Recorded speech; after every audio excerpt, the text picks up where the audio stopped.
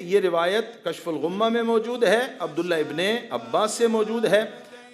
متن روایت عرض کر رہا ہوں اس لیے کہ ہمارے کلام میں وہ نورانیت آ ہی نہیں سکتی جو معصوم کے کلام میں ہے، اور اگر ہم معصوم کے کلام کی نورانیت کو عوام تک پہنچا دیں تو میرے خیال میں خود ہی اپنی جگہ پر ایک بہترین خدمت ہے۔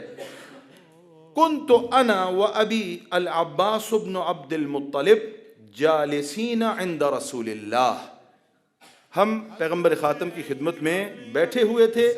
اذ دخل علی بن ابی طالب، پیغمبر کی خدمت میں علی تشریف فرما ہوئے۔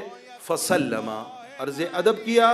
فرد علیہ رسول اللہ السلام، رسول خدا نے سلام کا جواب دیا۔ توجہ چاہوں گا۔ وبشر بہ، علی کو دیکھ کر پیغمبر کے چہرے پہ مسکراہٹ آ گئی۔ وبشر بہ، علی کو دیکھا پیغمبر کا چہرہ متبسم ہوا۔ پھر کیا کیا؟ قام الیہ، پیغمبر اٹھے آگے بڑھے، علی کا استقبال کیا۔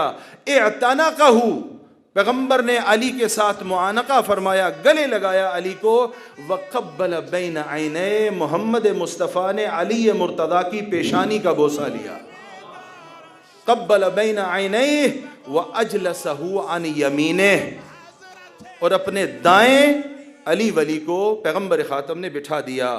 اب یہاں پر عباس کہتے ہیں، فقال عباس ابن عبد المطلب اتحب ھذا یا رسول اللہ، پیغمبر کا یہ انداز دیکھا جو کسی کو حاصل نہیں ہے۔ آتے ہیں محفل میں بیٹھ جاتے ہیں، آتے ہیں پیغمبر کوئی خاص رسپانس نہیں دیکھتے۔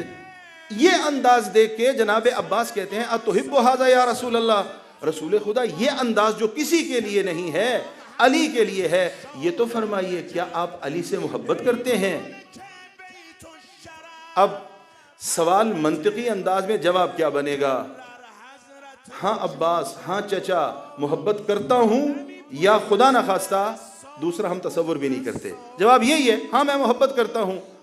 لیکن سوال ہے مصطفیٰ کی علی سے محبت کے بارے میں، مصطفیٰ نے یہ نہیں فرمایا ہاں میں محبت کرتا ہوں، یا دوسری صورت جواب کیا دیا؟ قال یا عم رسول اللہ، اے رسول خدا کے چچا، آپ نے یہ پوچھا ہے کہ میں علی سے محبت کرتا ہوں یا نہیں کرتا؟ واللہ اللہ اشد حبا لعلی ابن ابی طالب منی، مصطفیٰ سے کہیں زیادہ مصطفیٰ کا خدا علی سے محبت کرتا ہے،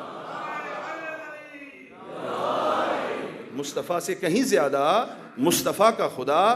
اور اگلا جملہ فرمایا، ان یہ شان امیر کائنات، ان اللہ جعل ذریت کل نبی فی صلبہ وجعل ذریتی فی صلب ھذا، ہر نبی کی ذریت کو اللہ نے اسی کے صلب میں رکھا ہے۔ ذریت میری ہے، صلب علی مرتضیٰ کا ہے۔ خداوند متعال سے دعا کرتے ہیں کہ ہم سب کو سیرت محمد و آل محمد کو سمجھنے، پڑھنے اور اس پر عمل پیرا ہونے کی توفیق عطا فرمائے۔ والسلام علیکم ورحمۃ اللہ وبرکاتہ۔